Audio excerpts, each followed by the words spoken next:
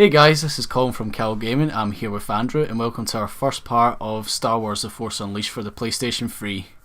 And unlike the previous playthroughs, it's Colin's turn! Yeah! I bet you're sick of seeing Andrew's face on every Let's Play now. Right, come on then. Let's talk about Star Wars. Yeah, like we've always wanted to do a Star Wars game on the Let's Play channel because it's one of my favourite movie franchise of all time. In fact, I think it's my favourite movie franchise of all time. What about you, Andrew? Pretty much the same, actually. If you asked me to talk about the difference between Star Wars and Star Trek, I'd immediately pick up Star Wars because I grew up with that side rather than Star Trek. Sorry, Star Trek fans. Yeah, no offense to Star Trek fans. I just never watched Star Trek either, but I was also a big Doctor Who fan as well, so it's just kind of Doctor Who and Star Wars. But anyway, we've got Darth Vader coming down the ramp here. The big man himself. So, from where this game takes place, it takes place between Revenge of the Sith and A New Hope. So, right here, in this particular level, this was not long after the events of Revenge of the Sith. This is when Darth Vader became a new menace and everybody started fearing him. There's a dead Wookiee there. Well, we are in the Wookiee home planet of Kashyyyk, was it? Yeah. Hello, generic officer. Are you going to be helpful today? No? What the fuck did I tell you? Don't disturb me when I'm looking epic. So yeah, this game came out in 2008, so some of the character animations might look a wee bit dated now, but I still think the game holds up overall. It's an alright good game. I'd say it's probably one of the best Star Wars games that they've ever made. One thing that I do love about this game is the physics. Oh yes. The physics might be a bit off nowadays, but it just looks hilarious at times. Look at that. And I believe later on, a year later, they added a trophy where if you kill 15 of these stormtroopers, you get worst day shift manager ever, which is a reference to the Chad Vader web series on YouTube. Yeah, funnily enough, this game didn't have trophies when it originally released. It's it came out later on. They added it through a patch, from what I believe. Mm-hmm. So, what is the general gameplay-wise? What can you do in The Force Unleashed? So basically, it's a hack and I was going to say hash and slash, but it's a hack and slash game. So basically, anything that moves, kill it. And of course, so they say this is similar to the likes of God of War, Devil May Cry. Yeah, it might be a bit slower pace compared to those sort of games. One thing that kind of makes this game quite unique is that since it's Star Wars, you can use force powers like that, where you can pick up different objects and including people throughout the level. And basically that's one of the things that showed off the physics of this game. Because depending on the item as well, whether it's wood or glass or metal. And plus, if you pick up, from what I believe, if you pick up some people and they actually tried their best to try and grab onto things. Mm-hmm. So basically, what we're doing here is Darth Vader's on the Kashyyyk planet to hunt down a Jedi who basically survived Order 66 from Revenge of the Sith. Wait. What? Surviving Jedi? Yes. And I thought all Jedi were eliminated after Execute Order 66. Well, some of them just had. Let's talk about the movies for a bit. What's your opinion on when it comes to that old classic clash between the prequels and the originals? Personally, sure, the prequels, I wouldn't say they're as good as the original movies, but they're good in their own way. Mm-hmm. And I wouldn't just class them as bad. The first episode 1, The Phantom Menace, I have a sort of personal soft spot for that movie because I saw it at a young age, and no, it's not because of Jar Jar Binks, but I just kind of have a bit of a nostalgia factor to it. But I know that they say nostalgia can be a bad thing, but personally, I've just got a bit of a soft spot for the first movie. Episode 2.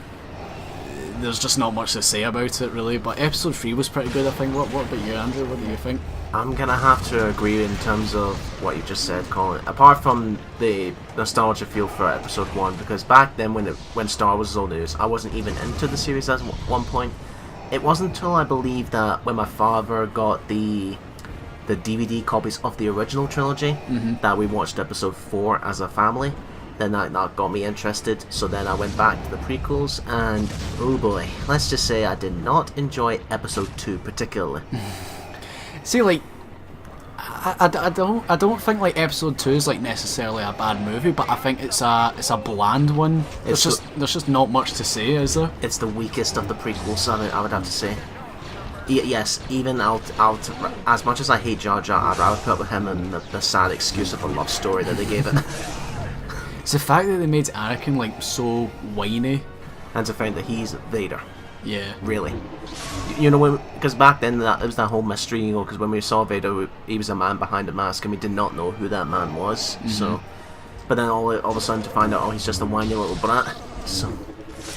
But when you think about it, like, a lot of people say that they wish the prequels weren't made, but if you think about it in an alternate sort of universe sort of thing, imagine if the prequels never got made, how many people would be requesting for prequel movies to be made? Aye. Considering that they even hinted it in the first episode, in the very first Star Wars movie, because if you recall, when Obi-Wan/Ben finds Luke, and then Luke mentions the Clone Wars. Yeah. And we're like, what the hell are the Clone Wars? Now, granted, the Clone Wars I actually enjoyed in episode 2. I mean, the one thing the prequels I did really enjoy was the amount of locations in the prequels. Like, you're not just stuck to one sand planet, then you've got a battle station, and then you've got space. Like, you've got this planet here, which is like a gigantic forest. Then you've got planets like Camino, which is like a Scotland planet. Nothing but rain. Nothing but rain. Like, one thing that I will say that the prequels absolutely got right was the lightsaber fights. Oh yes, the choreography in that was smashing. Best example, Darth Maul. Even though he had very little screen time. Yeah. And to think, like, why is it like the characters that have very little screen time and have very little lines always end up being the fan favourites, like Boba Fett? Like, does he only have like maybe 3 lines in Empire Strikes Back? Then they got killed off in Return of the Jedi within the first half hour. Well, there are some theories that he somehow survived that Scarlet Pit. Yeah. But since now that, as at the time of this recording, we're coming up to The Last Jedi, Episode 8, there's still no sign of him. So fun fact about this bridge here, like, see if you keep like force pushing all the Wookiees away, they'll keep respawning. Okay. And what infinitely spawn, or do they stop after a time? I'm not too sure, like, in case if anyone has the spare time to like just sit there for hours on end, keep like spamming Wookiees, and be my guest and find out for us. Well, these Wookiees are tough son of a bitches. I mean, look at that one right there behind you with these knives. Well, he didn't stand a chance. That like just bounced off of him and then just shot back at him. Well, you have a lightsaber, and that's what it's supposed to do. And off they go. Again, you gotta love the physics here, especially when you charge up that force push and they go flying. Yeah. Like so. See, as you can see there, like that Wookiee that just flew straight up, that's like one of the best things about the physics in this game. They just look hilarious at times. And then, oh, here's the question, which is, again, this is for those who have played both these games, this or Arkham Asylum when it comes to ragdoll physics. See, in a way, like the Arkham Asylum like physics, they do look pretty hilarious. Like when you like punch someone against a wall and they end up doing a backflip for some reason. It's like when you build up the combo and then they go like 10 feet in the air. Cannot disguise yourself from me. No, this isn't James Earl Jones' voice in Vader, isn't it? Yeah, isn't it the same guy that did Chad Vader? Yeah, I think it is. I think his name was Matt Sloan. I think it is. Right, what's happening now? This is our first boss, yeah? Yeah, so this is our first boss battle. In my personal opinion, I don't personally like the boss battles in this game. I just think they're a bit button mashy in a way. Just the way they're structured. Yeah. But that's kind of difficult to do when you're talking about like a hack and slash video game, when your entire game is nothing but to kill everything. So what kind of makes the boss unique apart from that? I don't know, like it just feels a bit like, I don't know, like I feel that most of the time, like I'm not like a Force Unleashed expert here. Like I know that like there's probably some people watching this which are like proper Force Unleashed experts, but I just feel that like you're just kind of like spamming the same attack over and over again until like his energy just drains. And I know I've probably pissed a lot of people off by saying that. Aye, you're your own man, Colin. You have the right to say whatever you want. So anyway, here he's like using some field powers to bring down some TIE fighters, but he completely missed there. Ah, he has a terrible sense of direction. Maybe it's because he's an old Jedi. Maybe that's what it is. But that kind of they could have used a different name though. Rogue Jedi, really? Yeah, and they didn't even give him a name. Whoa, that kind of screened it. Crashed the screen a bit. Shame it didn't take out the cameraman. There's just like a cameraman in the trees just watching everything. Ah, good old QTEs, I see. Yeah. See, this was like kind of during the phase where like every game had to have a QTE, didn't it? Aye. First it was motion controls and then this. What else is new? Or what's going to be next of the repeated pattern thing in the video game industry? Well, to be fair, like I think QTEs are still around in a few games. Look at that! He just force blasted him through the door. And to find that, he did not become this overpowered in the movies until at least Rogue One. Which, by the way, go and see Rogue One. Yeah, it's a good movie. Like people say, that's like the best Star Wars prequel. I mean, technically, it is a prequel. Yeah, it leads right into Episode 4. Hey ho, what's this? Saber pulled out of Vader's hand for once. Darth Vader's like, by the way, you've got such an ugly looking face. Hey, it's 2008. Cut him some slack. Isn't that awkward for the officers? Like they're seeing a little kid with Darth Vader's lightsaber. Like what the actual fuck?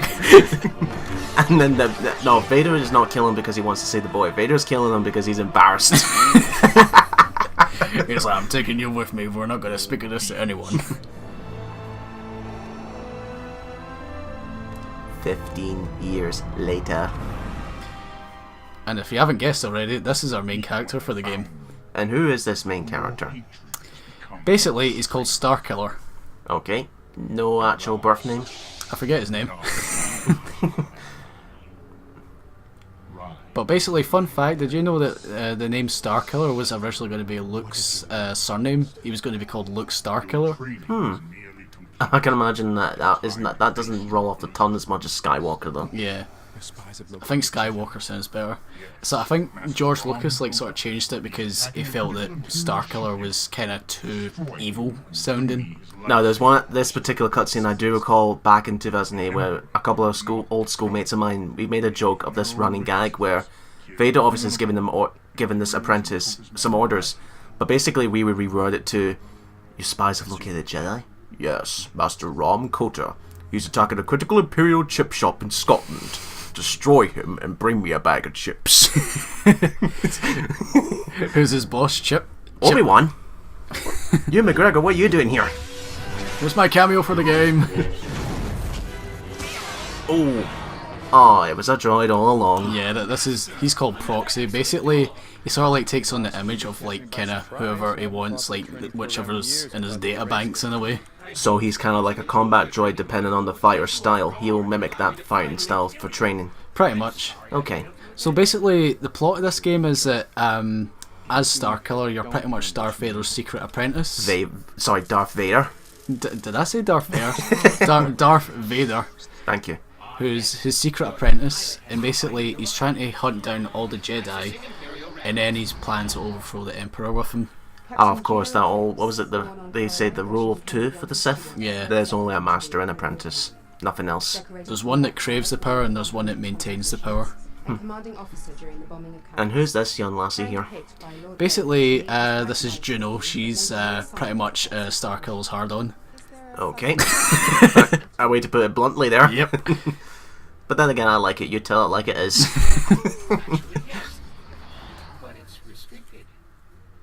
Were you spying on me? Don't you look at my internet browser history. Yes, my orders are clear. And keep your ship running and fly you wherever your missions require. The actor who plays Starkiller looks familiar. I kind of recognise him. But I can only assume Sam Witwer, I believe his name is. Wasn't he sort of like based on someone of real life? I think so. I'm not entirely sure. But then again, I've not really seen much of him in television. Mainly because of his voice. Like, I believe he voiced Maul in the Clone Wars animated series and Rebels, I believe. You are one of Vader's spies. Well, let's assess the gear minute. I'm wearing black leather gear and I've got a lightsaber. Yeah, I'm going to go down to the local chip shop, not hunt Jedi. Anyway, as we board the ship to get some chips, we'll see you in the next part, guys.